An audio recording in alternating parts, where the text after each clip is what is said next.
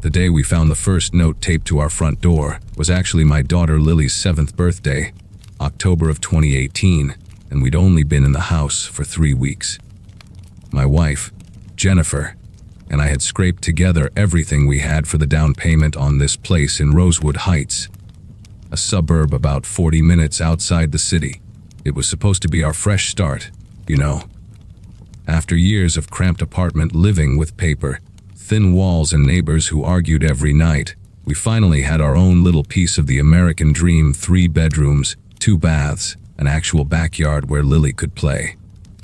That morning, I'd gone out to grab the newspaper while Jen was making pancakes shaped like butterflies. And there it was, a folded piece of notebook paper, stuck right at eye level with silver duct tape. The message was written in blue ballpoint pen, the handwriting neat but somehow aggressive, like whoever wrote it was pressing down hard enough to nearly tear through the paper.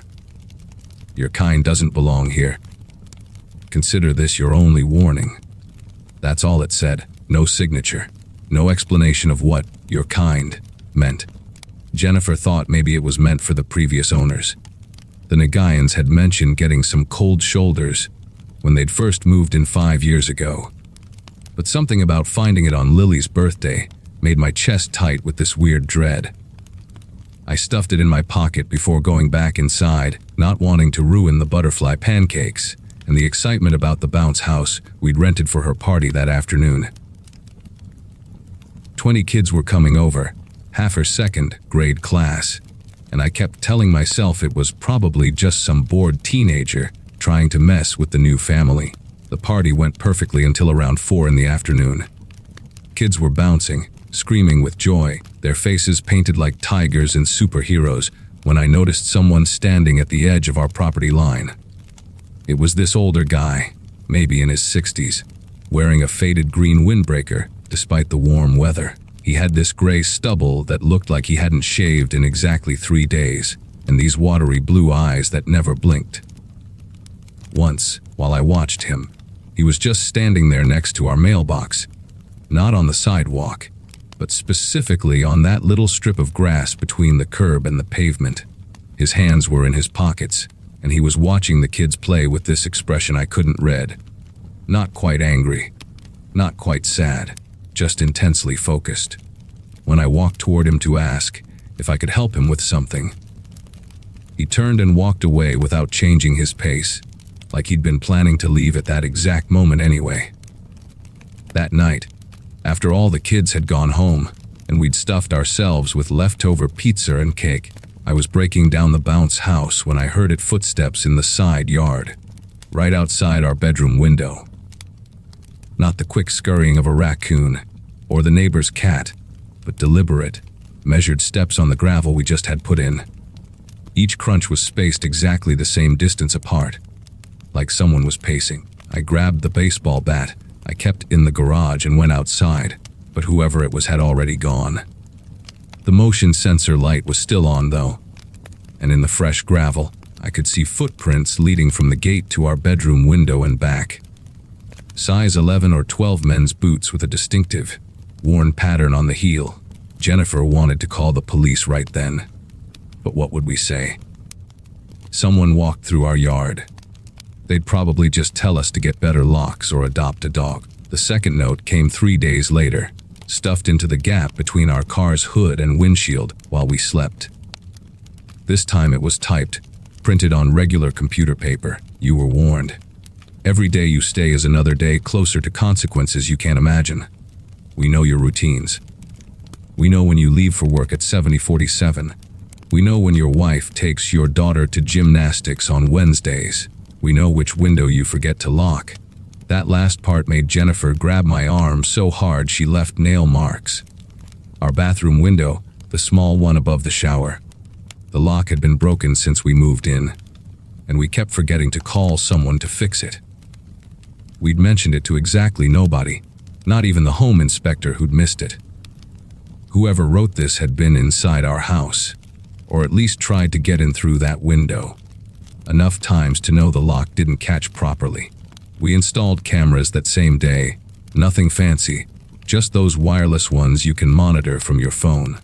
The guy at Best Buy recommended an 8-camera system that would cover every angle of the property. While I was up on the ladder mounting one above the garage, I noticed our neighbor across the street, a woman named Dottie, who'd brought us cookies when we first moved in, standing in her driveway talking to the man in the green windbreaker. They kept glancing at our house while they talked, and Dottie was nodding along to whatever he was saying, her arms crossed tight against her chest. When she saw me watching, she quickly went inside, but the man stayed there for another full minute, just staring at me on my ladder. He had this weird half smirk, like he knew something I didn't. That night, reviewing the camera footage from earlier, I saw him again at 3:00 a.m., standing at the very edge of where our property met the sidewalk, just outside the camera's motion detection range. He stood there for exactly 1 hour, never moving except to occasionally check his watch. Jennifer started keeping Lily home from school after the third note appeared. This one slid under our front door while we were all inside eating dinner. We actually heard it, the soft whisper of paper on hardwood, and I ran to the door fast enough to hear footsteps running away. But by the time I got outside, the street was empty. The note was different this time, handwritten again but in red ink. The Nengians were smart to leave. You should have asked them why. Your daughter has such pretty hair. She shouldn't walk to the bus stop alone. That's when Jennifer broke down completely. She'd been trying to stay strong, but the mention of Lily destroyed her. The thing is, Lily had only walked to the bus stop alone once, the very first day of school, before we knew the routine. After that, one of us always went with her. Whoever was doing this had been watching us from the very beginning, from our first day in this house. I took time off work and started doing my own investigation. I talked to neighbors, but most of them acted strange when I brought up the notes. Not suspicious exactly, more like uncomfortable, looking away and making excuses to end the conversation. Only one person would actually talk to me, Paul, an elderly man who lived 3 houses down and spent most of his time tending to his rose garden. He invited me into his garage, away from the street, and told me in this hushed voice that the same thing had happened to 3 other families on our street over the past 10 years. All of them had moved in from out of state, all of them had young children, and all of them had left within 6 months. He said there was a group, maybe 4 or 5 people, who decided that our street should stay unchanged. They called themselves concerned citizens. But Paul said they were nothing but bullies who'd gotten bolder over the years because nobody ever stood up to them. The man in the green windbreaker was named Walter, and he was supposedly the worst of them, someone who'd lost his job as a security guard for being too aggressive and now spent all his time protecting the neighborhood. That night, things escalated beyond just notes and lurking. Around 2:00 a.m., I woke up to the sound of breaking glass from downstairs. I grabbed the bat and my phone, telling Jennifer to lock the bedroom door behind me and call 911.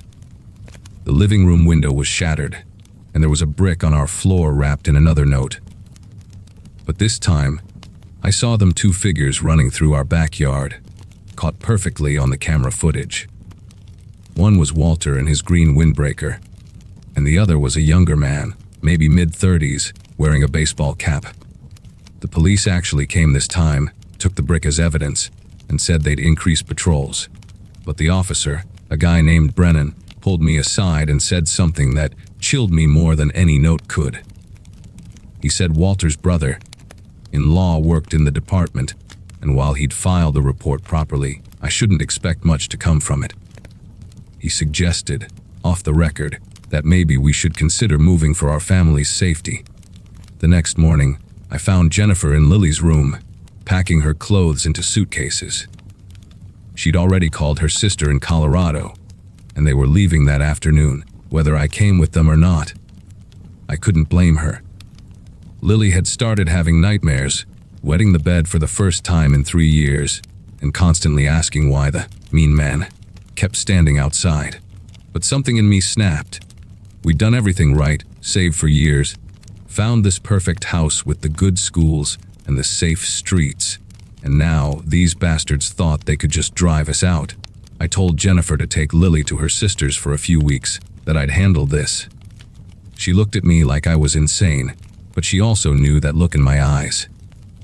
Before they left, I installed more cameras inside the house, changed all the locks to smart locks that would alert my phone if anyone tried to tamper with them. And then I did something that probably wasn't entirely legal. I put a GPS tracker on Walter's car when I saw it parked outside the grocery store. The tracker revealed something interesting.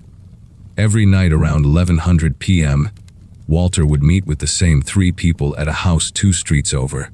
The house belonged to someone named Gregory Hoffman, according to property records, a retired insurance adjuster who'd lived in the neighborhood for 30 years. I started documenting everything obsessively, every movement, every meeting, every time one of them drove past my house. On the 4th night alone in the house, I watched through my cameras as Walter tried to jimmy open our newly reinforced back door at 3:00 a.m. What he didn't know was that I was awake, recording everything on multiple devices, and I'd already called Paul to come over as a witness. When Walter couldn't get in, he stood in our backyard and urinated on Jennifer's garden, the small vegetable patch she'd been so proud of. That's when I knew these people weren't just trying to scare us away. They were enjoying the power, the control, the ability to terrorize a family without consequences. I spent the next day at the law library downtown, researching everything I could about harassment, stalking, and conspiracy laws in our state.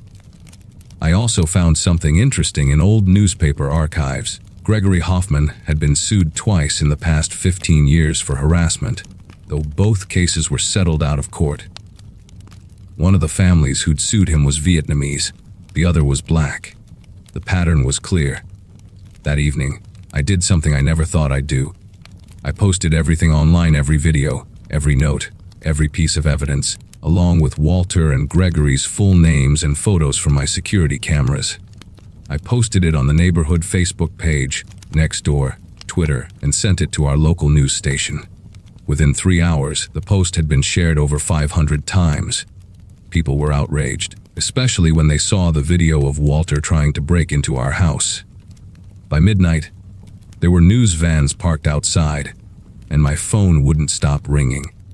Walter's face was on the morning news with the headline, "Neighborhood Watch" or "Neighborhood Stalkers." The police suddenly became very interested in taking our case seriously when reporters started asking them why they hadn't arrested anyone after we'd provided clear video evidence of attempted breaking and entering. Walter was arrested the next afternoon, not just for our case, but because 2 other families came forward after seeing the news coverage. They'd been too scared to report their experiences before, but now they had support. Gregory Hoffman and 2 others were charged with conspiracy to commit harassment and making terrorist threats. The FBI even got involved when they found a WhatsApp group where these 4 had been coordinating their campaign, not just against us, but against 6 other families over the years. The messages were discussing detailed plans about how to escalate the intimidation, jokes about making children cry, and celebrations when families finally moved away. Walter's brother-in-law in the police department was suspended pending investigation. Dottie, our neighbor who'd brought us cookies, came over crying and apologizing, saying she'd been terrified of them too, and only talked to Walter that day because he'd threatened to target her grandson if she didn't provide information about us. Jennifer and Lily came home 2 weeks later after all 4 men had been formally charged and Walter was denied bail due to being considered a flight risk. The neighborhood felt different, lighter somehow. People started talking to each other again, having block parties, watching out for each other in the right way. We ended up staying in that house for 5 more years, until I got a job offer in another state that was too good to pass up. But we left on our own terms, not because some pathetic bullies thought they could decide who belonged and who didn't. Paul, the elderly neighbor with the roses, became like a grandfather to Lily. He passed away last year, but before he did, he told me that standing up to Walter's group was the bravest thing he'd seen anyone do in 40 years of living on that street. I don't know about brave. I was just a father who refused to let anyone make his family feel unsafe in their own home. Sometimes that's all it takes, you know. One person who won't back down, who documents everything, and who realizes that sunlight really is the best disinfectant for this kind of poisonous behavior.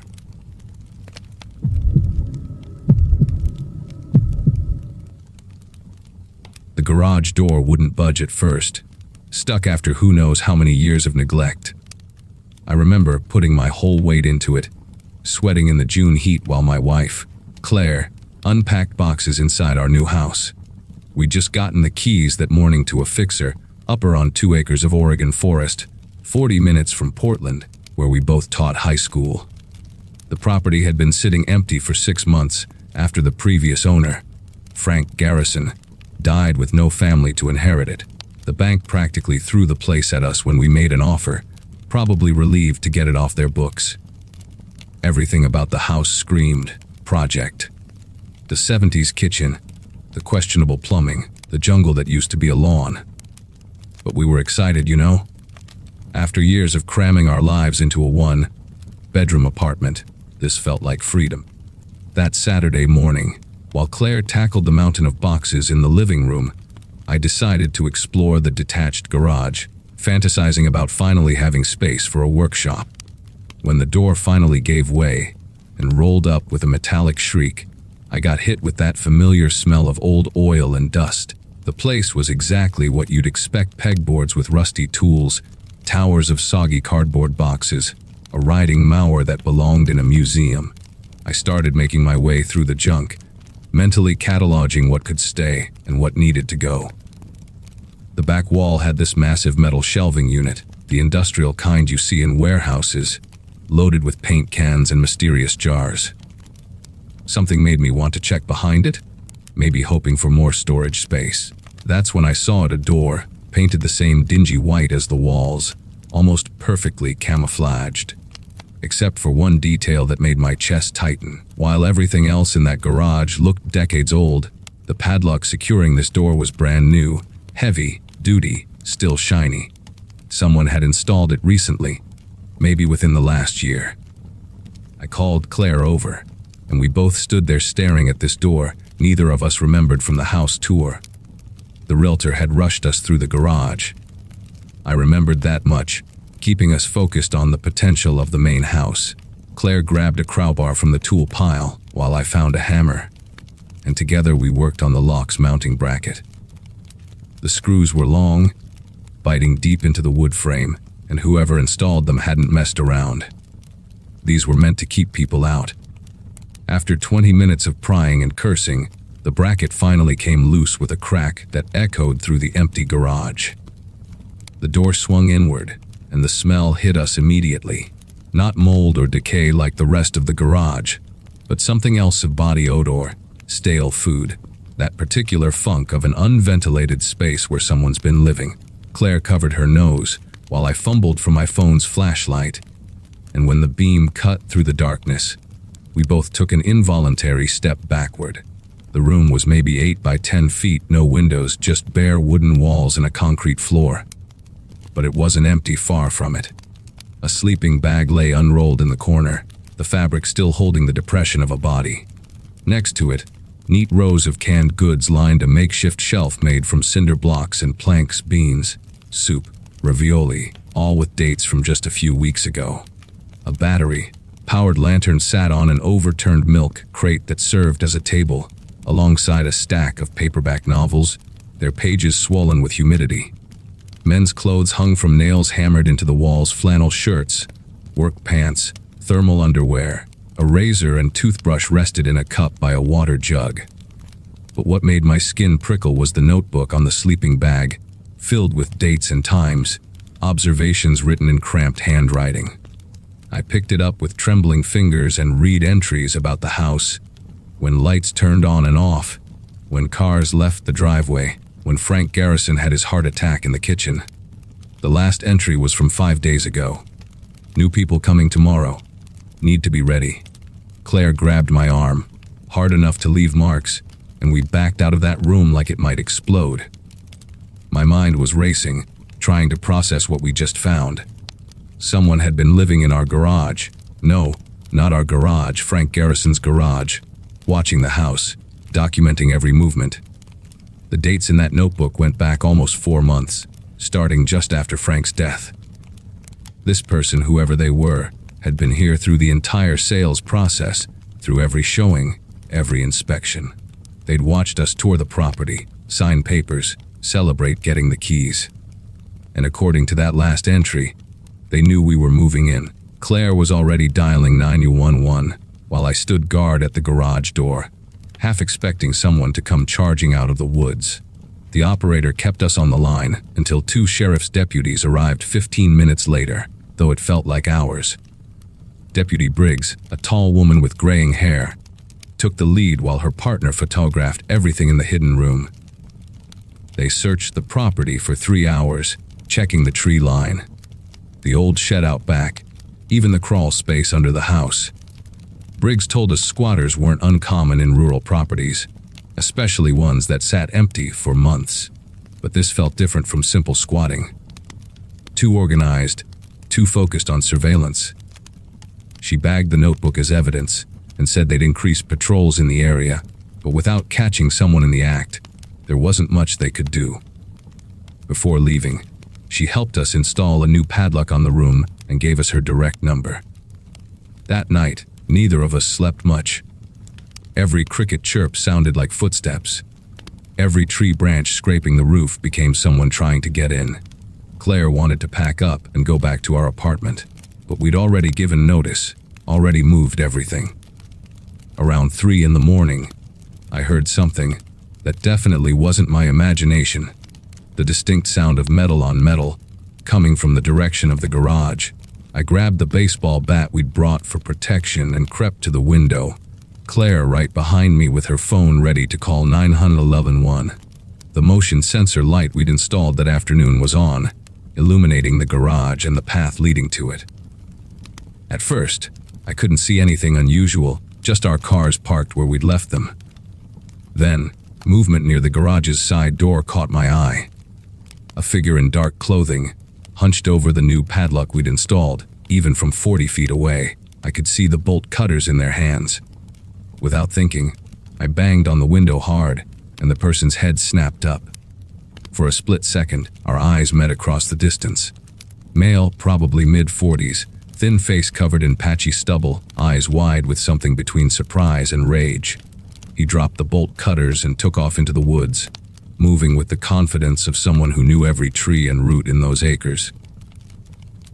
Claire was already on with 911, but by the time the deputies arrived, he was long gone. All they found were the abandoned bolt cutters and boot prints leading into the forest. Deputy Briggs came back out personally.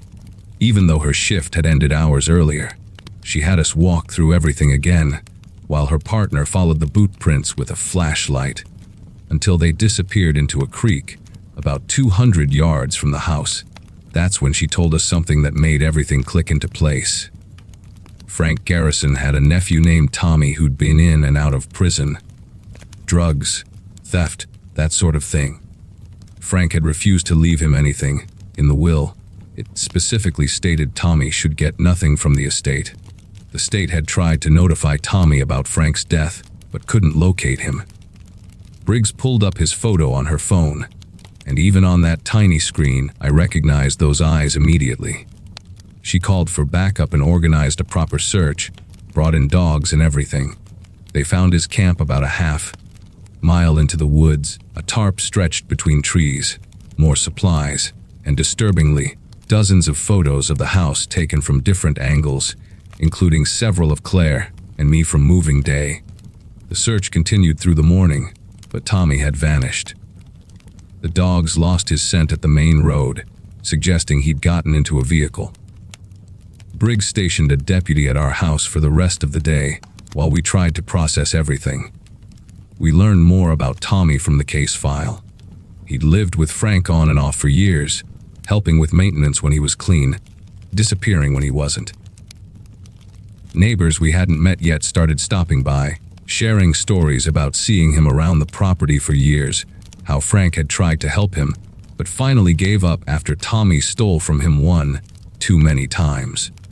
One elderly woman from down the road mentioned she'd seen Tommy at Frank's funeral, standing way in the back, leaving before anyone could talk to him. He must have come straight to the house afterward, setting up his hidden room while the estate went through probate. In his mind, this was still his home, the place he'd always returned to, inheritance or not. We spent that afternoon installing security cameras, new locks, and motion sensors on every corner of the house. The security company guy said we were his third call that week for similar issues. Apparently, rural properties attracted all kinds of problems. Claire's sister drove up from Eugene to stay with us for a few days, and having another person there helped. But the damage was done. Every noise outside made us jump. We'd catch ourselves checking the camera feeds obsessively, zooming in on every shadow. 3 days passed without incident, and we started to think maybe Tommy had moved on. Maybe getting caught had scared him off for good. Then, on Wednesday night, while reviewing the camera footage before bed, I noticed something that made my throat close up. There, at 2:00 a.m., a figure at the very edge of the camera's range, just standing there in the trees watching the house. The image was grainy, but the build was right, the posture familiar. He stood there for exactly 1 hour, never moving closer, just watching, before melting back into the darkness. I called Briggs immediately, and she pulled the footage from her personal phone, cursing under her breath. They organized another search at dawn, this time bringing in state police. The investigation revealed Tommy had been appearing on multiple cameras throughout the neighborhood, always between 2 and 4 a.m., always maintaining distance, but clearly establishing a pattern of surveillance. A gas station camera caught him buying supplies 2 towns over, paying cash, hood pulled up but his face still partially visible. They put out a wider alert, but Tommy knew the area like the back of his hand. Every logging road, every abandoned structure, every place to disappear. What really got to us was the psychological aspect of it. He wasn't trying to break in anymore, wasn't attempting to reclaim the room. He was just watching, waiting. The detective assigned to the case said sometimes people, like Tommy, created elaborate fantasies about places, especially homes they felt connected to. He might spend months or even years orbiting the property, never quite letting go, never quite moving on. That was 6 weeks ago, and we're still here, though everything's different now. We caught Tommy last week. Not the police, but us. Claire spotted him trying to get into the garage again at 3:00 a.m., and this time we were ready. I hit the floodlights while she called 911, and our neighbor, Brian, a veteran who'd been keeping watch with us, blocked the driveway with his truck. Tommy didn't run this time, just stood there with his hands at his sides, looking defeated and somehow smaller than I remembered. When the police arrived, he went quietly, and Briggs told us later he'd been living in an abandoned cabin about 3 miles away, the walls covered with photos of the house from Frank's time. He's in custody now, waiting for trial, and his public defender thinks he'll take a plea deal. We're selling the house. We already have buyers lined up, a young family who doesn't know the whole story and doesn't need to. Claire found us a nice place closer to town, with neighbors on both sides and no hidden rooms. Sometimes I drive by the old property, and it looks peaceful, even beautiful. But I know better now. Some houses hold on to their ghosts, whether they're dead or alive, and sometimes the only solution is to leave them behind.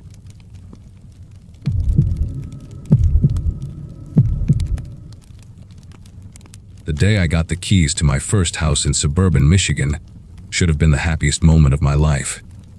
I was 32, finally done renting crappy apartments, and ready to plant some roots in a quiet neighborhood where kids still rode bikes in the street. The place wasn't fancy, just a small, 2-bedroom ranch with faded blue siding and a mailbox that leaned slightly to the left. But it was mine. I remember standing in the empty living room that first afternoon, August sun streaming through the windows, thinking about where I'd put my couch, my TV. all the stuff that had been crammed in storage for weeks. The realtor had mentioned the neighbors were interesting characters, but I figured that was just code for old people who might complain. If I mowed my lawn too early on Sundays, I spent that first week moving boxes and trying to make the place feel like home.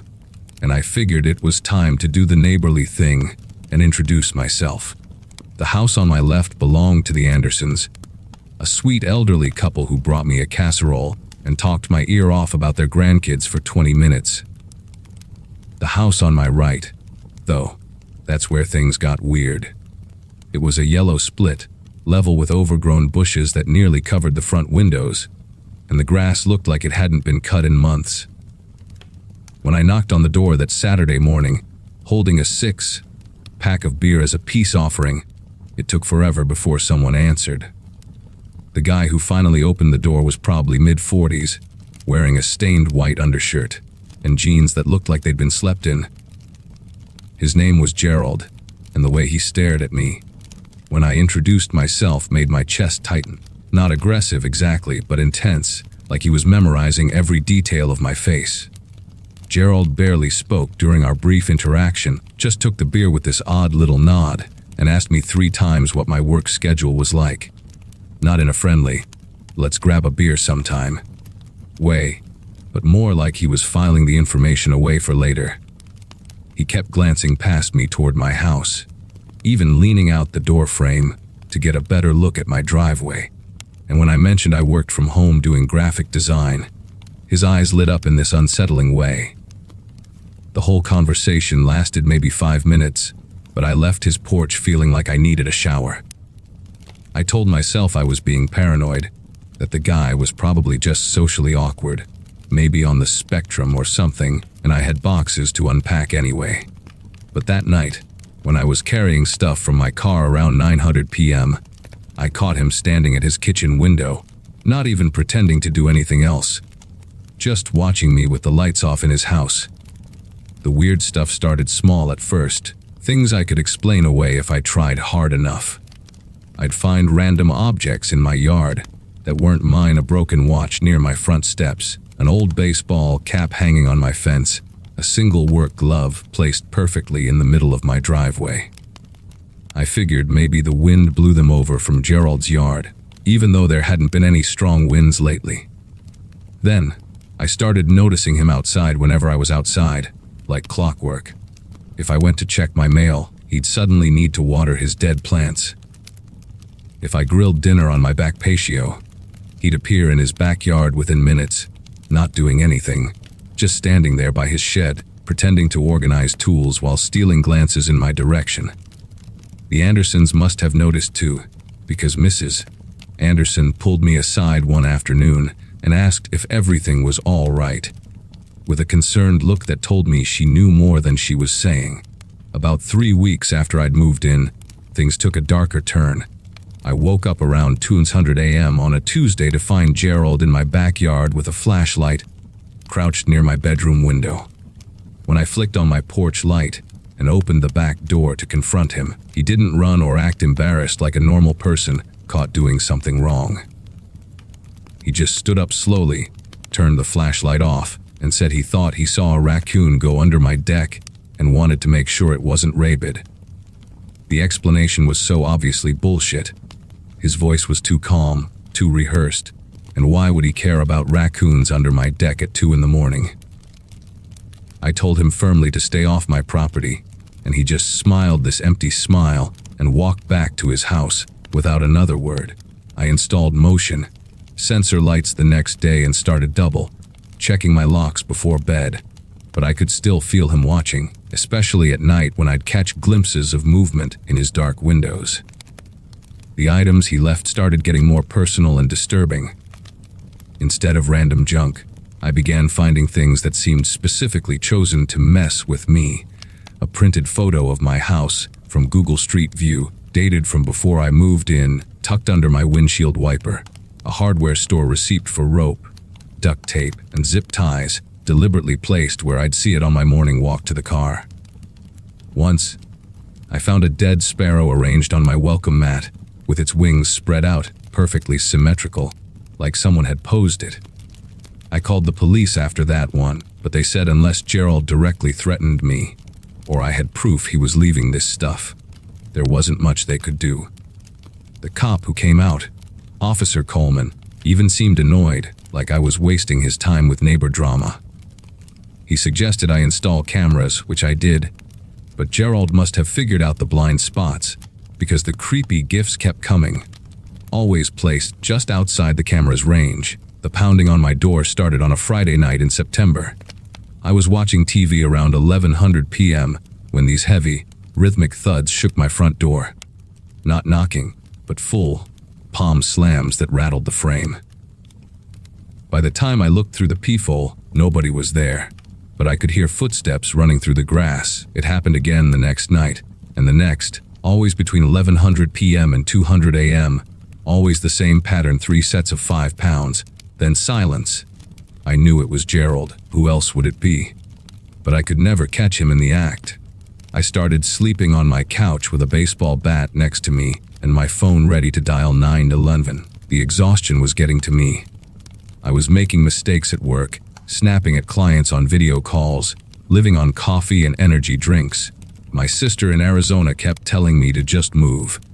But I'd sunk everything into this house, and some stubborn part of me refused to let this creep drive me from my own home. Then came that Wednesday night when everything went to hell.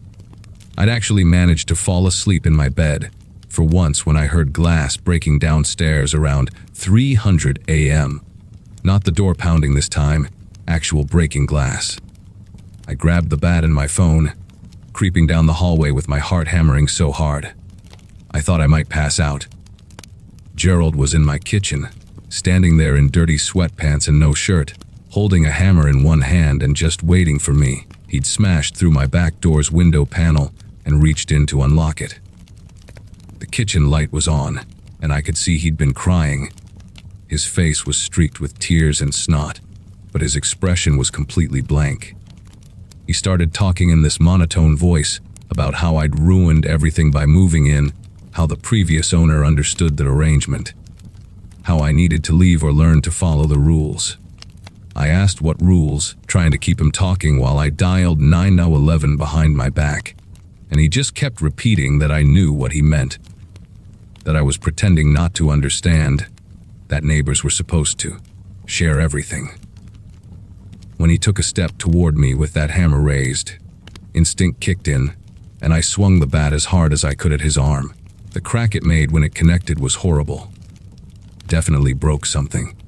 And Gerald dropped the hammer, screaming this high-pitched wail that didn't sound human. But instead of backing off, he lunged at me with his good arm, knocking us both into my kitchen table.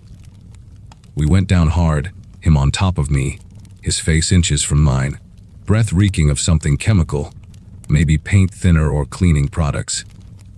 He was surprisingly strong for someone who looked so unhealthy, and he managed to get his good hand around my throat while his broken arm hung useless at his side. I could hear the 911 operator's tiny voice from my phone, somewhere on the floor, and I remember thinking, absurdly, that I should have gotten a landline installed. I managed to knee him hard in the stomach, which loosened his grip enough for me to roll away and scramble for the back door. He tried to follow but slipped on the broken glass, going down face first with this wet, crunching sound that made me gag. The police found him still lying there in my kitchen, conscious but not trying to get up anymore, just moaning and bleeding from dozens of cuts on his face and chest. Turns out, Gerald had a history, 2 restraining orders from previous neighbors in different states, an involuntary psychiatric hold from 2017, and a notebook in his house filled with observations about me, down to what time I turned my lights off each night, and what I'd eaten for dinner based on my trash. The previous owner of my house, an old man named Douglas, had apparently been feeding Gerald dinner twice a week and letting him use his garage for some weird woodworking projects, thinking he was being charitable to a troubled neighbor. When Douglas died and I moved in, Gerald expected the arrangement to continue, but with his own twisted additions. The prosecutors said he'd been building up to something worse, They found sketches in his notebook of my house layout, including my bedroom, with notes about the best entry points and something about teaching proper respect. He got 4 years, which seems like nothing considering he'll be out eventually and probably still remember where I live. I couldn't stay in that house after that night. Every creak, every shadow, every car driving slowly past would send me into a panic. I'd lie awake replaying the feeling of his hand on my throat, the weight of him on top of me, that chemical smell that seemed to linger in my kitchen, no matter how many times I cleaned. I lasted another month, staying with friends most nights, before I put the place on the market. I took a huge loss selling it that quickly, and I had to disclose the incident to potential buyers, which scared most of them off. The young couple who finally bought it seemed to think they were getting a great deal, and I didn't have the energy to explain that no discount was worth living next to that house. I drove by once about 6 months later, couldn't help myself, and saw they'd already installed a massive fence between the properties and what looked like 3 more security cameras than I'd ever had. Gerald's house looked exactly the same, overgrown, yellow paint peeling, those dark windows that still made my skin prickle, even from inside my locked car. I rent an apartment now in a building with a doorman and security cameras in every hallway, on the 4th floor, where no one can reach my windows. It costs more than my mortgage did, but I sleep better mostly. Sometimes, I Google Gerald's name to see if he's been released early, and I've got alerts set up for any news involving him. My therapist says I'm making progress with the PTSD, but I still can't handle having neighbors get too friendly. When the guy across the hall tried to invite me to a building barbecue last month, I made up an excuse and didn't leave my apartment for 3 days. The funny thing is, I still own that baseball bat. I keep it next to my bed, even though I'm 40 feet off the ground with a deadbolt and a chain on my door. I know it doesn't make logical sense, but neither did Gerald. And at least the bat's weight in my hands reminds me that I survived, that I fought back, that I'm not in that house anymore, even if part of me never really left that kitchen.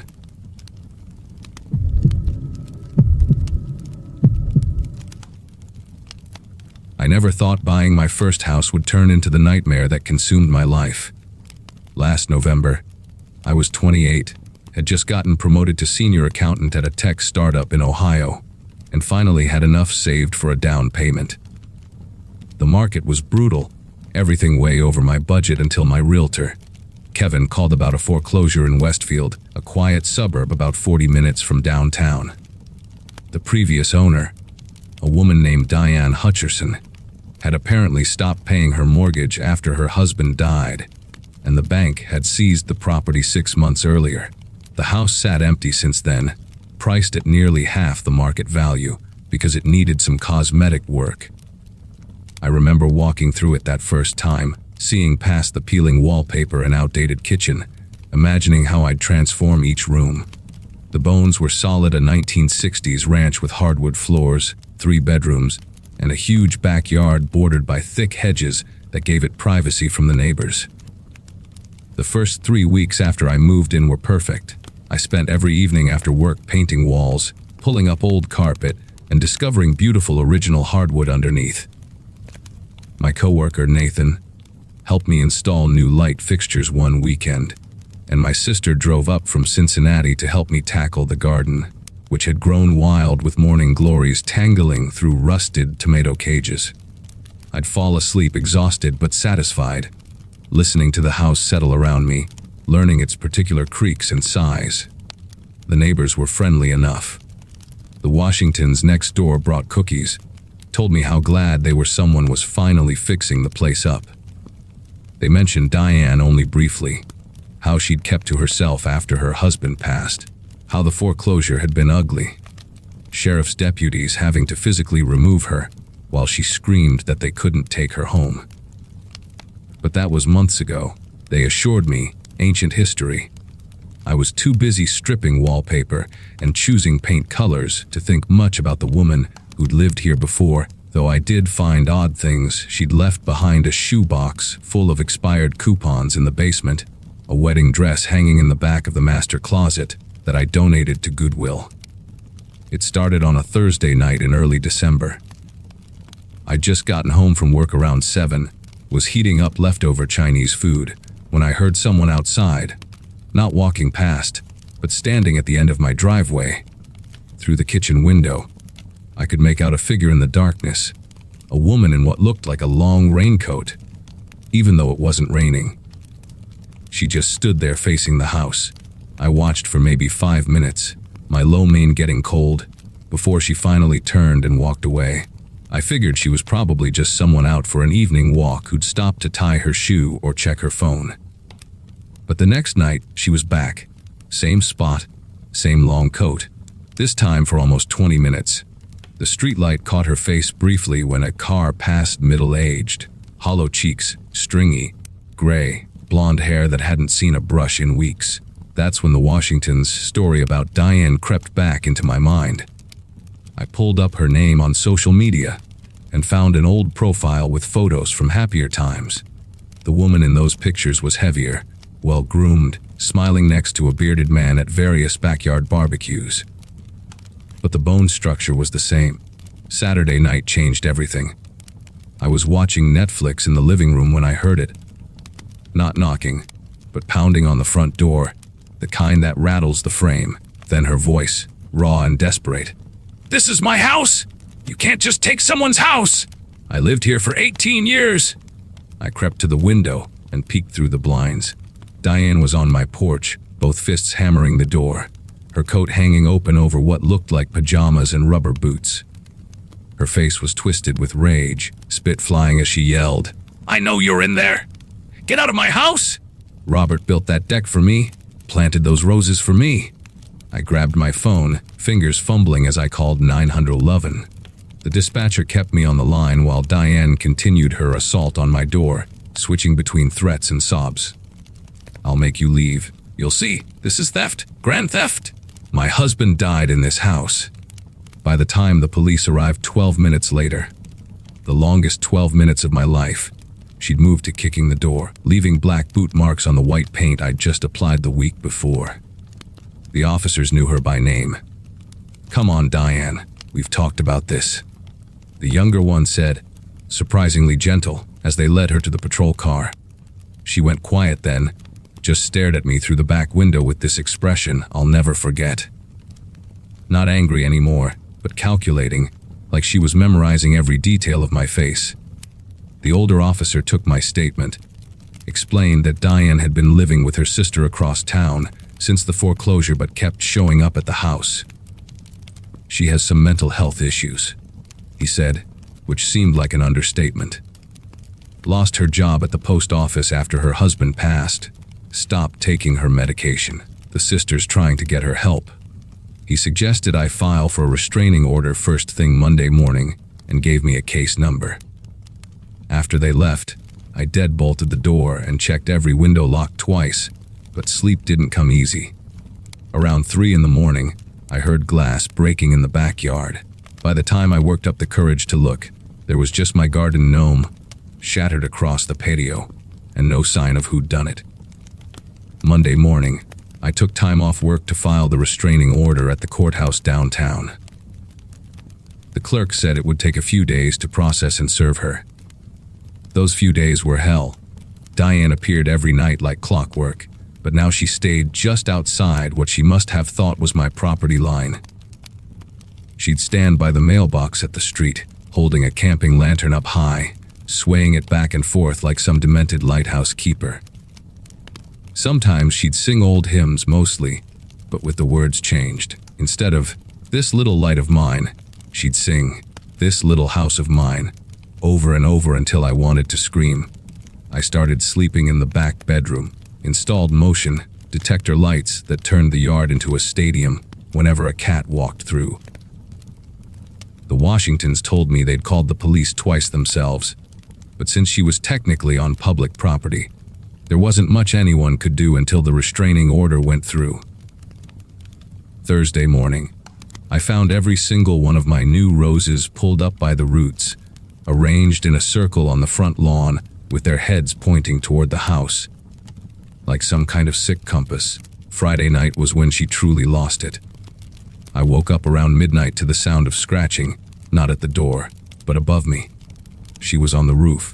I could hear her shuffling around up there, muttering to herself, occasionally letting out these broken laughs. I called 911 again, barricaded myself in the bathroom with a baseball bat I'd bought that week, and waited. Through the bathroom vent, I could hear her more clearly. Robert always said we should have fixed these shingles. 22 years old, these shingles. I told him we needed new ones before the rain came.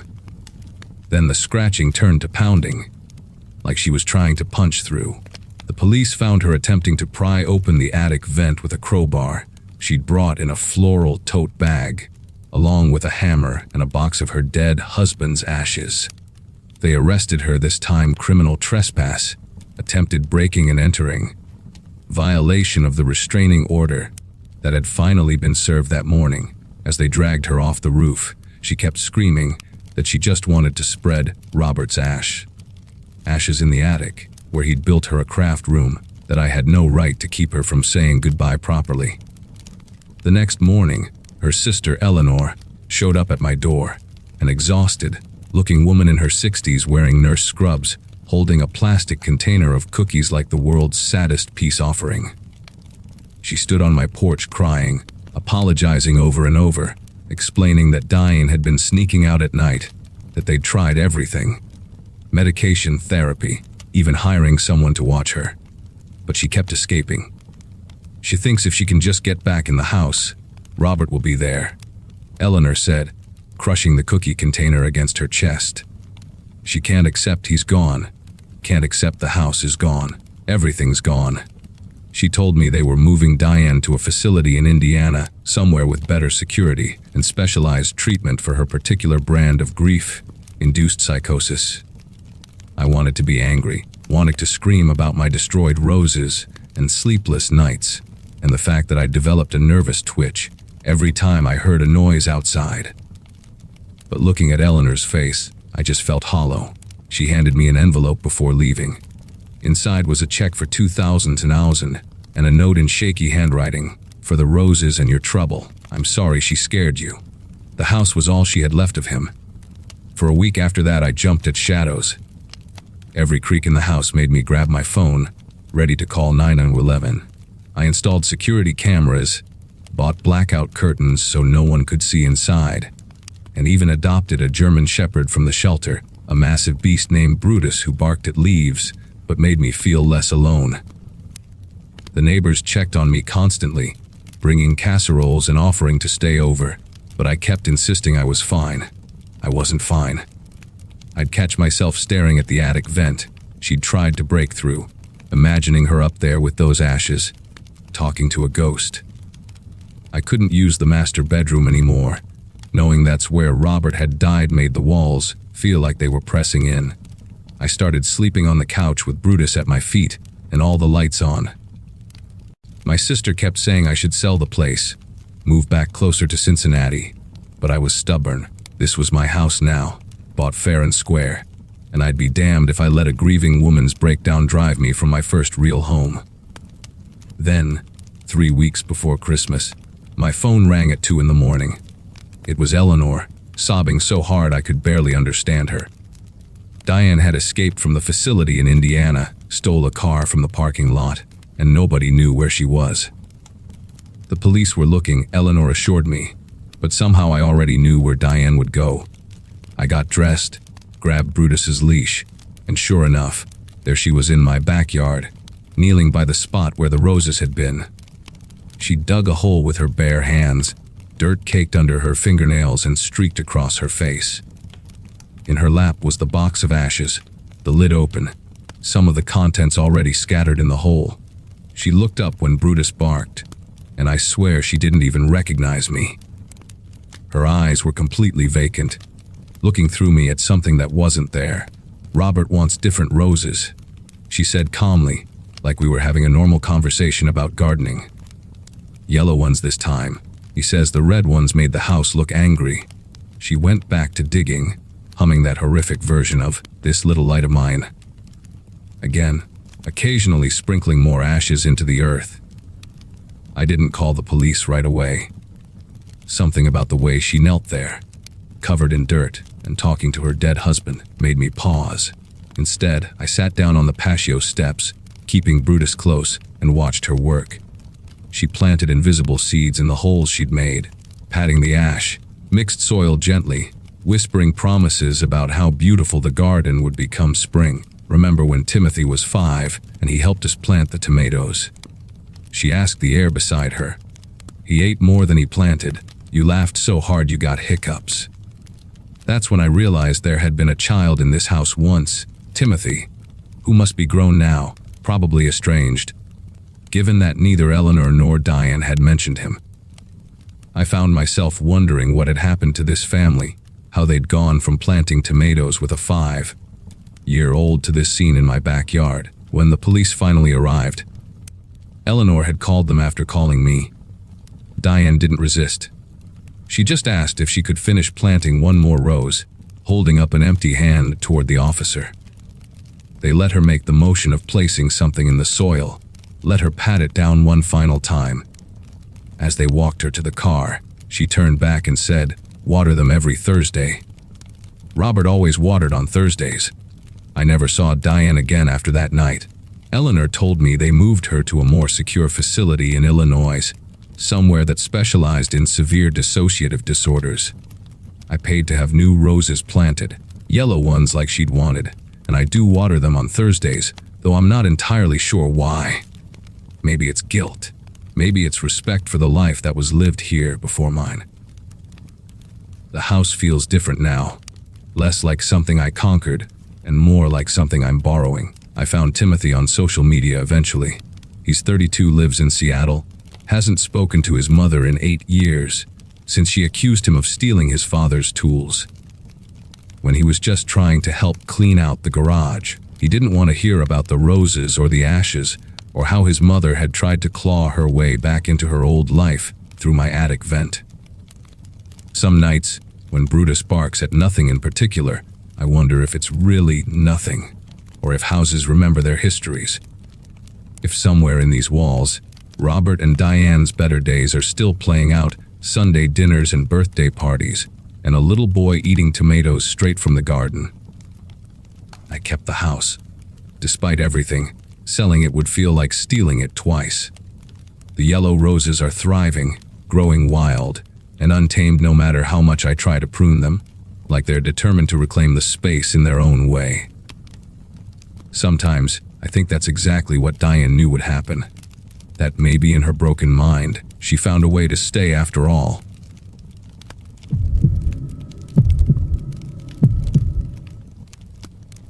I teach history at the community college just outside of town, and my wife, Amanda, runs her own accounting business from home. We'd been renting for 6 years when we finally scraped together enough for a down payment on this old colonial from the 70s. April of 2022. That's when everything started. The housing market was insane, and we jumped on the first decent place we could actually afford. 2 stories, faded yellow siding, and a kitchen that desperately needed updating. But it had good bones and a huge basement for storage. The previous owners, an elderly couple named the Carters, had lived there for almost 20 years before moving to Florida. They seemed eager to sell, even knocked $5,000 off the asking price without us negotiating. At the time, we thought we were just lucky. I discovered the crawl space 3 weeks later while organizing the area under the stairs. Behind a pile of old paint cans and drop cloths, there was this small door, maybe 3 feet high, 2 feet wide. What made me stop dead in my tracks was how it was sealed. Someone had absolutely destroyed it with nails, at least 30 of them, hammered in at crazy angles like they were trying to keep something inside. The wood frame was splintered with deep gouges around the edges where it looked like someone had tried prying it open before giving up. Some nails were bent completely sideways. Others were driven so deep the heads had disappeared into the wood. Amanda came down when she heard me swearing at the mess, and we both just stared at this door that looked like it had been sealed in a panic. Neither the inspector nor the realtor had mentioned anything about a sealed storage space, and trust me, I'd read every page of that inspection report twice. We spent the next hour debating whether to open it. Amanda thought we should call the realtor first, maybe even a contractor, but curiosity was eating at me. I mean, who nails a crawl space shut like that? I grabbed my toolbox from the garage and started working on those nails with a crowbar and hammer. Each one came out with this awful screech, and the smell that started leaking out was musty, like wet newspapers mixed with something else I couldn't place. It took me 45 minutes to get them all out, my shirt soaked through with sweat by the end. When I finally yanked the door open, we both had to step back. The smell hit us full force, not rotten exactly, but stale and wrong, like opening a time capsule that should have stayed buried. Amanda held her phone's flashlight while I crouched down to look inside. The space was bigger than expected, maybe 6 feet deep and 4 feet wide, with a dirt floor. But it wasn't empty. There were stacks of male rubber banded together, all yellowed and warped from moisture. Kids' clothes were piled in one corner. Little dresses with faded flower patterns, tiny sneakers that looked like they were from the 80s, a baseball mitt so small it would barely fit my hand. The weirdest part was the photos, dozens of them, scattered across the dirt like someone had thrown them in there in a hurry. I reached in and grabbed a handful, and that's when things got genuinely uncomfortable. They weren't family photos like you'd expect. Every single one showed different people in various rooms of our house, our kitchen, our living room, the master bedroom. Different families, different time periods based on the clothes and hairstyles, but all taken from the same angles, like someone had specific spots they liked to shoot from. Amanda picked up one of the mail bundles and carefully pulled off the rubber band, which crumbled immediately.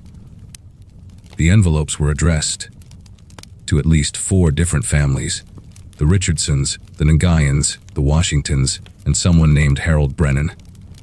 All of them had lived at our address at different times.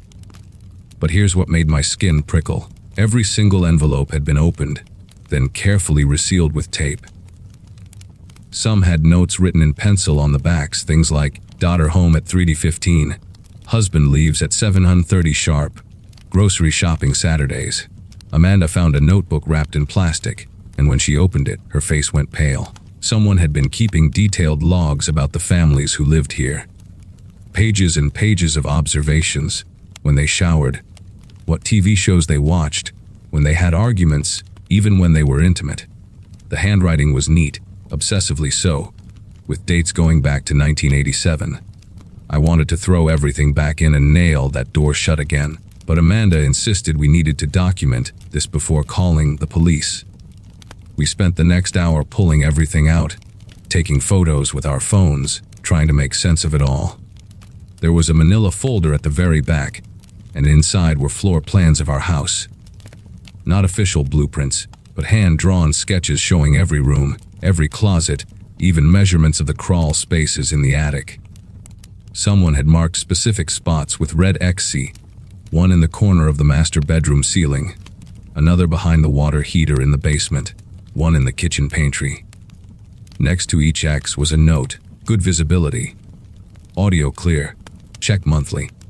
My mouth went completely dry when I realized what we were looking at. We practically ran to the bedroom, and sure enough, in the corner where the ceiling met the walls, there was a tiny hole, painted over but still visible if you knew where to look. We checked every spot marked on those sketches. Behind the water heater, there was another hole drilled through the drywall, positioned perfectly to see into the downstairs bathroom.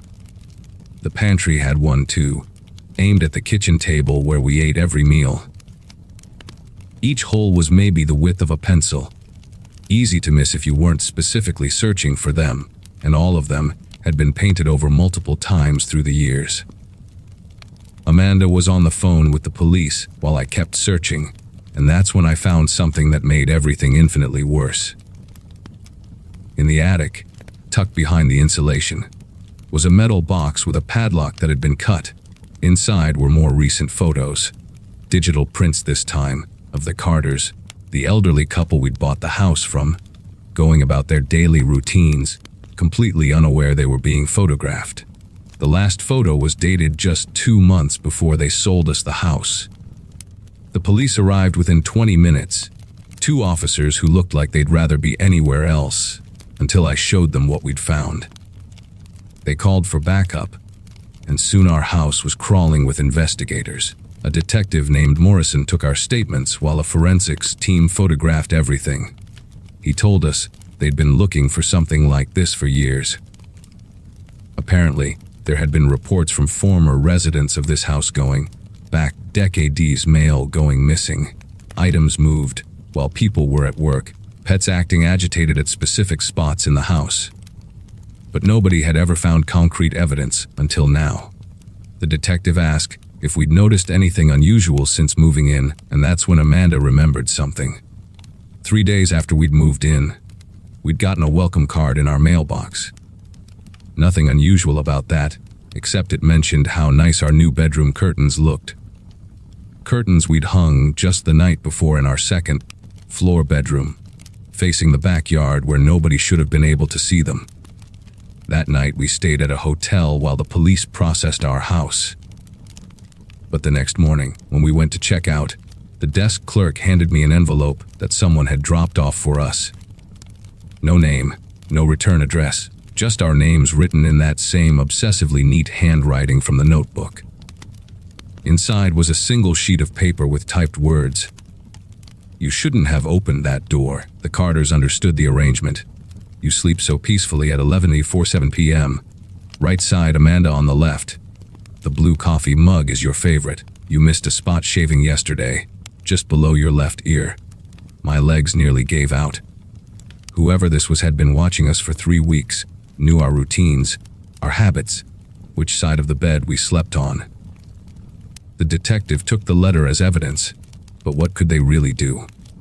The holes in the walls proved someone had been watching, but they had no idea who. We went back to the house with a security company that afternoon.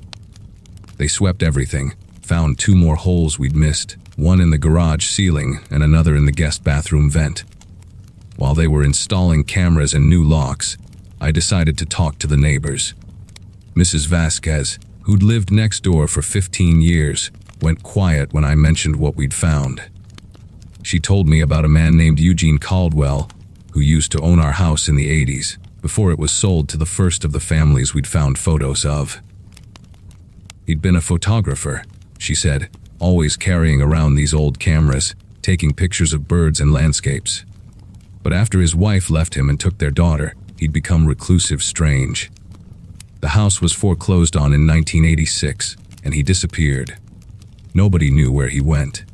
But every family who'd lived in that house since had eventually moved out, usually within 2 years, always seeming rattled but never saying exactly why. The letters kept coming for 2 more weeks, each one more detailed than the last.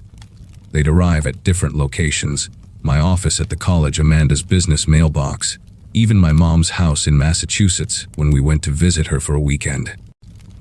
Whoever Eugene Caldwell was, or if it was even him, he seemed to know our every move before we made it. The police put a trace on our phones, thinking maybe they were hacked, but found nothing. They even stationed an unmarked car outside our house for a few nights, but the letters still came. One particularly disturbing note described the nightmare I'd had 3 nights prior, down to the detail about falling off a bridge made of teeth. Something I'd only mentioned to Amanda the next morning, while we were in our bedroom, with all the windows closed and the new white noise machine running. The breaking point came on a Monday morning in May.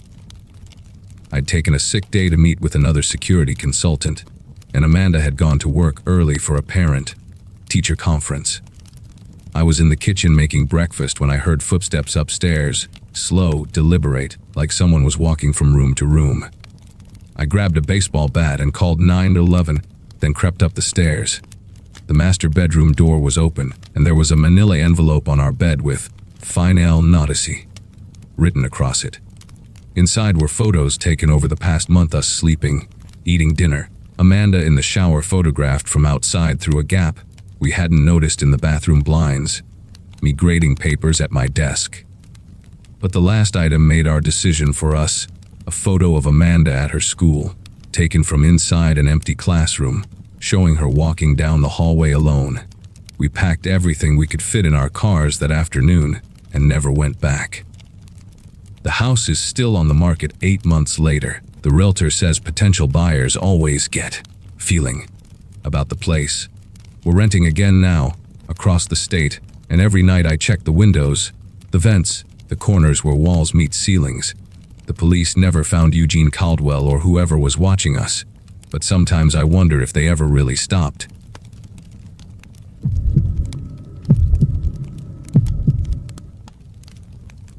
My wife, Ashley, and I had been searching for the perfect starter home for almost 2 years when we finally found it in early August 2023.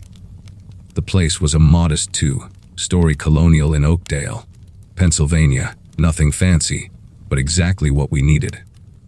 It had been sitting on the market for 7 months, which should have been our first red flag, but the inspector said everything checked out fine.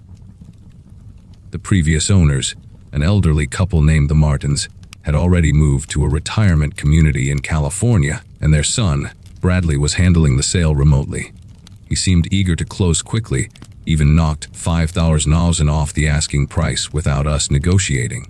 Ashley kept saying we were lucky, that the housing market was finally cooling down, and we'd gotten a steal. I remember feeling proud as I carried boxes through that front door, thinking about all the memories we'd make there. The first 2 weeks were perfect, exactly what you'd expect when settling into a new place. We painted the living room a warm gray, fixed a leaky faucet in the upstairs bathroom, and met some of the neighbors at the annual block barbecue. Everyone seemed surprised the house had finally sold, mentioning how they'd seen so many people tour it over the months, but nobody ever made an offer. Mrs. Crawford from next door, a sweet woman in her 70s who brought us homemade banana bread, mentioned something odd about seeing lights on in the house occasionally, even when it was supposed to be empty. But she laughed it off, saying her eyesight wasn't what it used to be. Ashley and I were too busy unpacking and arranging furniture to give it much thought. We were home, that's all that mattered. It was a Saturday morning, exactly 17 days after we'd moved in, when the first knock came.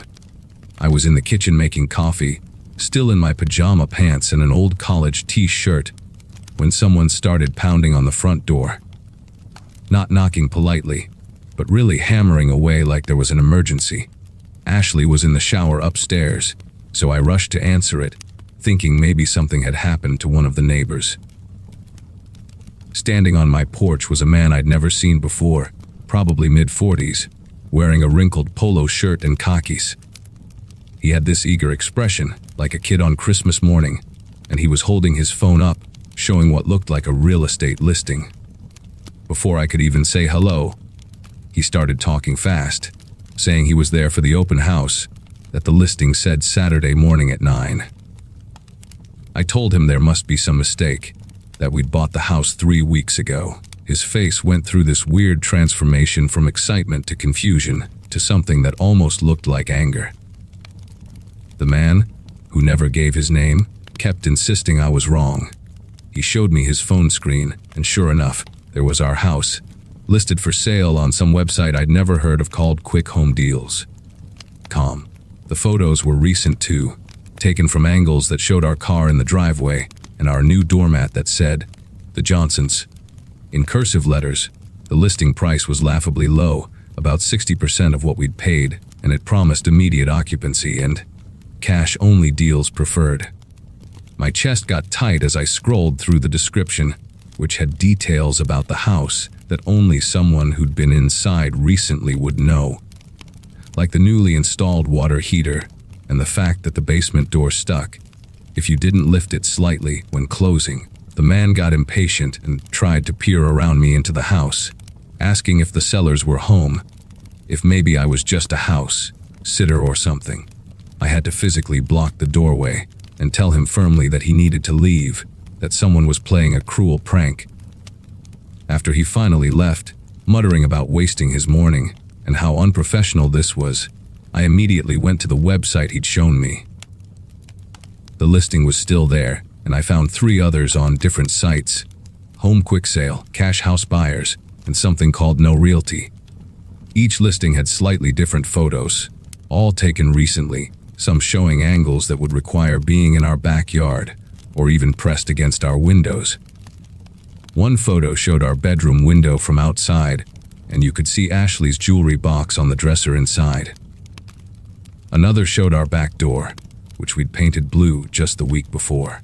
I called Ashley down and showed her everything. She went pale and started checking all the locks, while I tried calling the websites to get the listings removed. Most of them just had contact forms, no phone numbers, and the ones that did have numbers led to automated systems that hung up after putting me on hold for 20 minutes. We spent the rest of that Saturday paranoid, peeking through curtains every time a car slowed down near our house. The next morning, Sunday, it got worse. I woke up around 6 to let our dog Murphy out and found a family of 4 standing in our front yard, the parents taking photos while 2 teenage kids sat on our porch steps, looking bored. The father was measuring the width of the driveway with one of those roller measuring tools, and the mother was on her phone, apparently doing calculations. When I opened the door, still half asleep and confused, they all turned to look at me with these bright, expectant smiles. The father immediately launched into questions about school districts and whether the basement had ever flooded, while the mother asked if we'd accept an offer today, if it was all cash. The teenagers had already gotten up and were trying to look through our front window, hands cupped around their faces to see through the glare. I had to raise my voice, something I rarely do, to get them to understand that the house wasn't for sale, that they'd been scammed by fake listings. The father got defensive, pulled out his phone to show me emails from someone claiming to be the owner, complete with an official-looking contract template and everything. The emails were from someone calling themselves Bradley Martin, the actual name of the previous owner's son who'd handled our sale. But the email address was slightly different from the real one, using bradleymartin442@gmail instead of his actual business email. This person had been corresponding with multiple interested buyers for weeks, sending them detailed information about the house, scheduling, viewings, and even providing a lockbox code that supposedly would give them access. The family I was dealing with had driven 3 hours from Harrisburg based on these emails, and they'd already put down a good faith deposit of $2,000 into some random Venmo account. When I explained they'd been scammed, the mother started crying while the father got angry at me, as if I was somehow in on it. They wouldn't leave until I showed them our closing documents, and even then, the father took photos of our house number and said his lawyer would be in touch.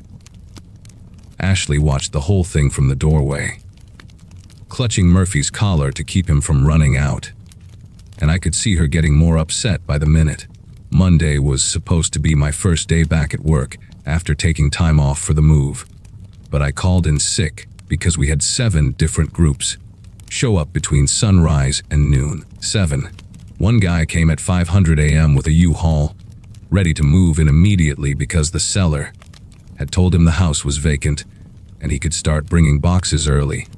A young couple showed up with their real estate agent, who got aggressive when I wouldn't let them in for their scheduled tour and threatened to report me for interfering with a sale.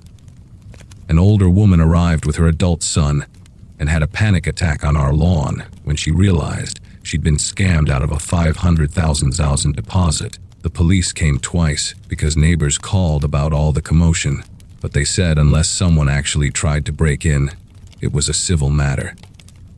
Officer Russo, who responded the second time, suggested we put up a sign saying the house wasn't for sale, as if a piece of cardboard would stop people who'd already driven hours and spent thousands of dollars based on elaborate fake listings. Wednesday night changed everything. Ashley and I had barely slept since Saturday, taking shifts staying awake to watch for strangers. Around 2:00 a.m., Murphy started growling, that low rumble he only makes when something's really wrong. I crept to the window and saw a van parked across the street with its engine running, No lights on. 2 men were standing at our front door, and I could hear metal scraping against metal. They were trying to pick the lock. My whole body went cold as I watched one of them pull out what looked like a crowbar. Ashley was already calling 911, whispering frantically to the dispatcher, while I grabbed the baseball bat we kept in the closet. The sound of wood splintering made my heart pound so hard, I thought I might pass out. They were actually breaking in, not just knocking or taking pictures, but forcing their way into our home. I screamed at them through the door that the police were coming, that I was armed. Anything to make them stop. One of them yelled back that they'd paid $80 in Ozard for this house, that they had every right to be there, that we were the ones trespassing. The police arrived within 4 minutes, but it felt like hours. The men tried to run but only made it to their van before the officers blocked them in. It turns out they had a truck following behind, ready to load up whatever was in the house, our belongings. They genuinely believed they'd purchased the property in a private cash sale and were there to claim what was theirs. Their proof was extensive fake deed transfers, a bogus title company website that looked completely legitimate, even a counterfeit cashier's check receipt. The scammer had been communicating with them for over a month, sending them photos of the interior that must have been taken when the house was actually for sale, mixed with recent exterior shots. They'd sent the money to various Cash App and Zelle accounts, been given closing documents with forged signatures, and were told they could take possession in the middle of the night to avoid difficult tenants who were being evicted. The level of detail in this scam was insane. The fake seller even knew about a repair that needed to be done to the garage door, something only someone familiar with the property would know. After the attempted break-in, the detective assigned to our case, Detective Milner, discovered something that made everything click into place. The IP addresses from the fake listings traced back to various coffee shops and libraries within a 10-mile radius of our house. Someone local was doing this, someone who had access to the property, or at least intimate knowledge of it. Ashley remembered that when we'd done our final walkthrough, there was a moment when Bradley Martin had to step out to take a long phone call, leaving us alone with just the real estate agents for about 40 minutes. During that time, his laptop was open on the kitchen counter, logged into his email and various real estate platforms. The detective also found that the lockbox on the property had never been properly deactivated. It was still hanging on the back gate, hidden behind some overgrown ivy. Anyone who knew the code could have been accessing the backyard to take those recent photos. When they pulled the access logs from the digital lockbox, it showed entries at weird hours over the past 3 weeks, always when we weren't home, times that matched when both our cars were gone. The police arrested Bradley Martin 5 days later at his apartment in New York. He'd been running the same scam on 4 other properties he'd helped sell over the past year, collecting deposits and fees from desperate buyers in a hot housing market. He knew these houses inside and out, had all the documentation to make believable forgeries, and specifically targeted out of state buyers who wouldn't easily be able to verify things in person. In our case, he'd gotten greedy and started escalating when the house actually sold, figuring he could squeeze out a few more fake sales before anyone caught on. They found over 300,000 spread across various digital payment accounts. Ashley and I had to testify at his trial 6 months later, sitting in that courtroom and seeing all the other victims, elderly people who'd lost their savings, young families who thought they'd found their dream home, investors who'd been promised impossible deals. He got 12 years. We still live in the house, though we installed a comprehensive security system and changed every single lock twice. Sometimes, when there's a knock at the door, especially early in the morning or late at night, my heart still races. But we're staying. This is our home, and no one's going to force us out of it.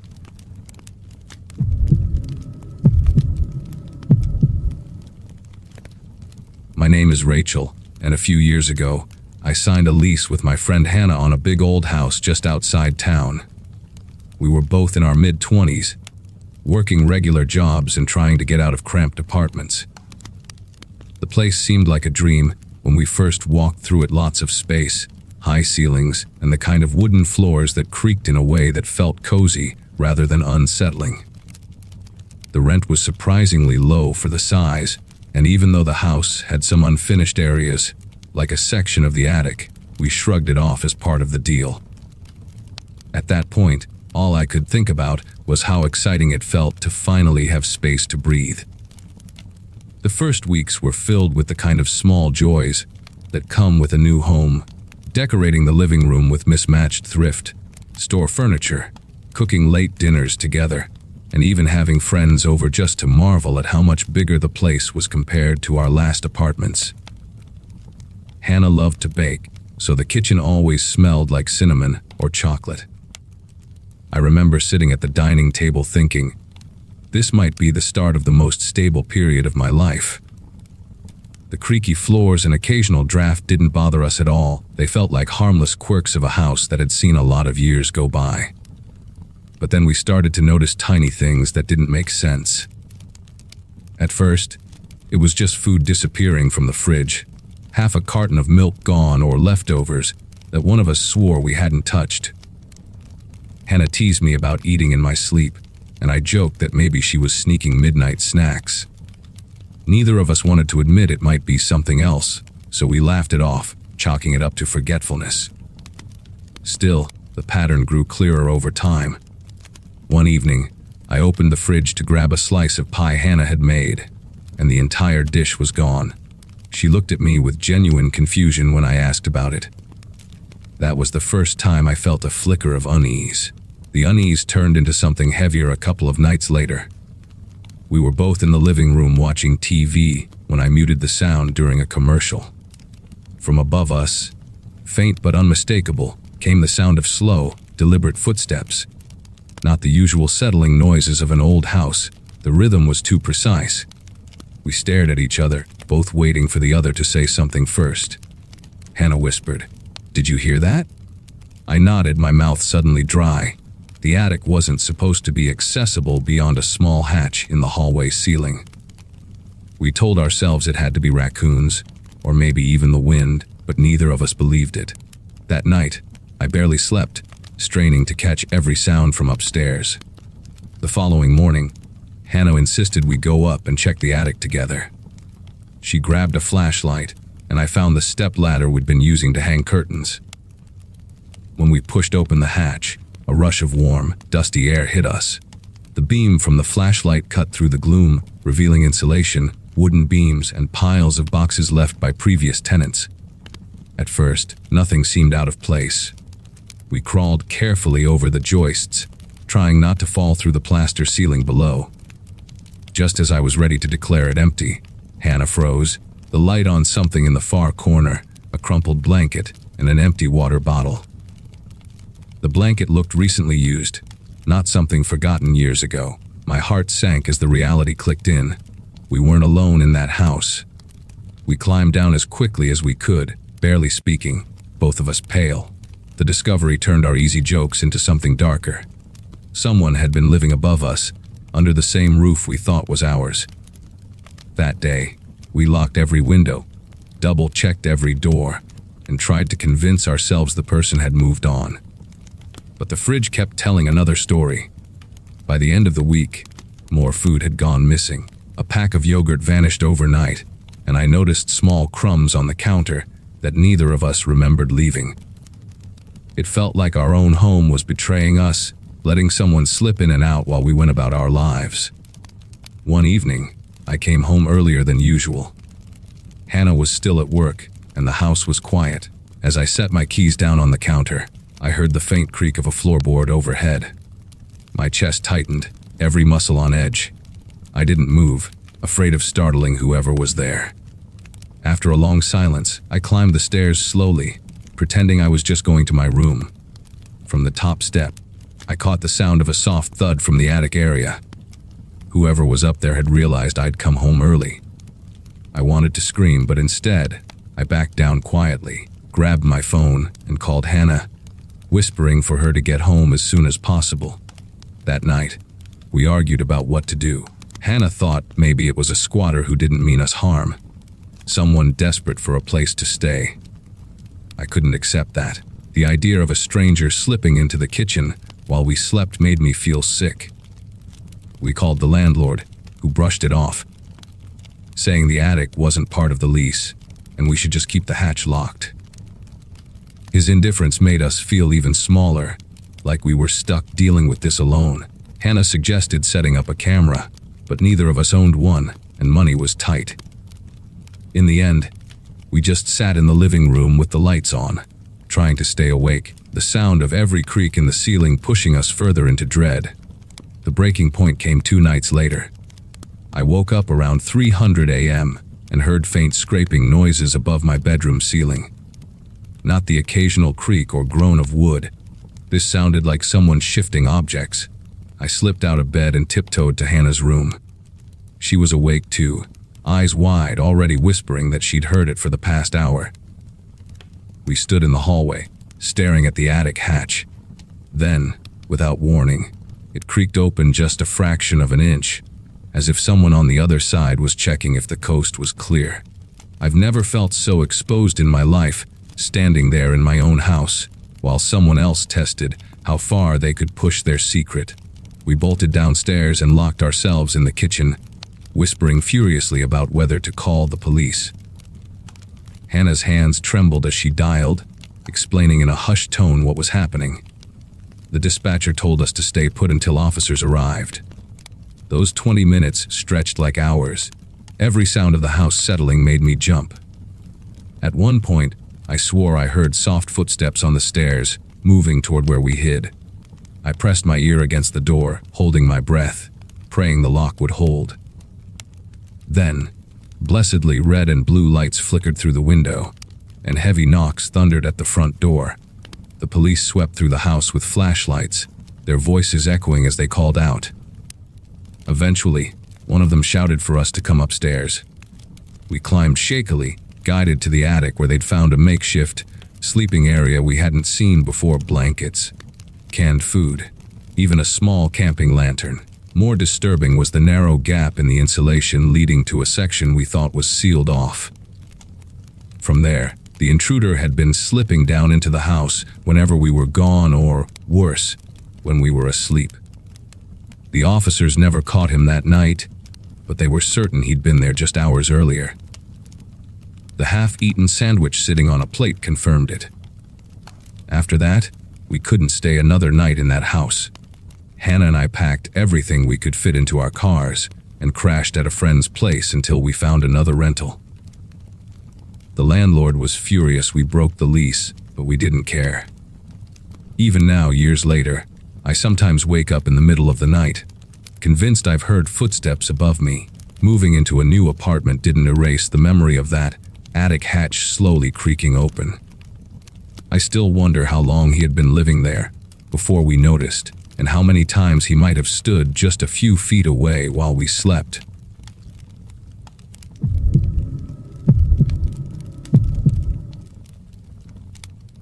When we first moved into the house, everything felt like a fresh start. My wife and I had saved for years to get out of our cramped rental, and even though the place we bought needed work, we were excited. The kitchen was half gutted, the bathrooms outdated, and the living room still smelled faintly of dust and plaster. We decided to hire a handyman to help us finish the big stuff, since I worked long hours and didn't have the skills for major renovations. That's how we met a guy named Mark. He came recommended by a neighbor who said he was handy with just about everything and lived not too far from us. At first, he really did seem like a lifesaver. Mark was chatty, easygoing, and didn't seem to mind the mess. He'd show up in worn jeans and boots splattered with old paint, carrying a beat-up red toolbox that looked older than him. He'd crack little jokes as he worked, and even brought over an old radio to play music while fixing the cabinets. It felt good having someone who seemed trustworthy, helping us settle into our first real home. I remember thinking we'd lucked out finding him so quickly, especially since contractors in the area usually charged way more than we could afford. The first time I felt uneasy was small, almost easy to dismiss. Mark had finished his work for the day and left, but an hour later, I noticed his truck parked down the street. At first, I figured he just lived nearby, or maybe stopped to talk with someone. But when I took out the trash, I saw him sitting in the driver's seat, smoking with the engine off. He waved when he noticed me, smiled like it was no big deal, and said he was just making a call. I didn't think much of it then, but it stuck with me that night when I kept catching myself glancing toward the front window. Over the next couple of weeks, the little things began piling up. Mark would show up earlier than we expected, sometimes standing on the porch before either of us was dressed for the day. He'd say he just happened to be in the neighborhood and thought he'd get a head start. Once, he mentioned how nice the curtains looked in our bedroom. Curtains he never had a reason to see. Another time, he asked if we always left the back door unlocked, something he could only know if he'd been around when we weren't home. Those details weren't just strange, they were personal, and they made my wife and I start to question how much access we had really given him. One evening, after Mark had supposedly wrapped up for the day, I came home from work and noticed muddy boot prints on the hallway floor. The weird part was that my wife hadn't been home, and the prints didn't match either of our shoes. They led from the back door into the kitchen and stopped near the counter, almost like someone had stood there for a while before leaving. When I asked Mark about it the next morning, he laughed it off, saying maybe we tracked it in without noticing. His tone was casual, but the way he avoided looking directly at me made my stomach knot. Another detail that started gnawing at us was how much he seemed to know about our routines. Mark would mention what shows we watched the night before, or that he noticed we usually ordered pizza on Fridays. None of that was information we shared with him, and it wasn't like we had big windows facing the street. My wife started covering the living room blinds more tightly, but even then, it felt like he still knew things he had no reason to know. The sense of being watched in our own home became harder to shake each day. Things escalated when my wife found him in the backyard one night, long after he should have gone home. She had taken the trash out and saw his silhouette near the shed, holding a flashlight. When she called out, he didn't answer right away. Then he stepped forward, smiling, and said he thought he heard a noise and wanted to check it out for us. The fact that he was on our property at that hour without asking made us realize this wasn't just a friendly handyman being helpful. Something about the way he lingered, like he belonged there, left both of us rattled. We decided to confront him more directly the next day, telling him we appreciated his work, but we'd be finishing the rest of the renovations ourselves. Mark nodded, but his reaction didn't match his words. He said, "Of course," and even shook my hand. Yet, he stayed standing in our driveway for an uncomfortably long time after we went inside. Through the blinds, I saw him just staring at the house before finally getting into his truck and driving off. That night, neither of us slept well. We both felt like shutting the door on him wouldn't be the end of it. That weekend, the situation finally reached a breaking point. Around midnight, our dog started barking at the back door, the kind of frantic bark that meant someone was out there. When I turned on the porch light, Mark's truck was parked halfway down the alley. I could see him standing near the fence, just staring toward the house. I shouted at him, demanding to know what he was doing, but he didn't answer. He just backed away slowly, slipped into his truck, and drove off without a word. My wife called the police immediately, but by the time they arrived, he was long gone. The officers listened and wrote everything down, but without any proof of a crime, they couldn't do much. They suggested we change the locks, install cameras, and call again if he showed up. That night, I barely slept, sitting in the living room with the lights off, watching the front yard through the blinds. Every little sound outside made me tense, expecting him to appear again. It felt like we had invited trouble into our lives the moment we gave him a key to the house during the remodel. We wasted no time the next morning. I replaced every lock, added deadbolts, and installed a security system. That same week, my wife insisted we board up the old side gate too, since it never latched right. We told the neighbors to keep an eye out and gave the police a description of his truck. For a few days, I caught myself checking the windows constantly, half expecting to see him leaning against the fence again. But strangely, after that last night, he never came back. It was as if he vanished once he realized we were no longer afraid to involve the police. Even now, years later, I think about how quickly things shifted from relief to fear. A man we trusted to fix our home somehow turned it into a place we no longer felt safe in. I still don't know what his intentions were, whether it was obsession, curiosity, or something worse. All I know is that letting him in once gave him more power than we realized, and it took weeks of anxiety to feel like the house truly belonged to us again.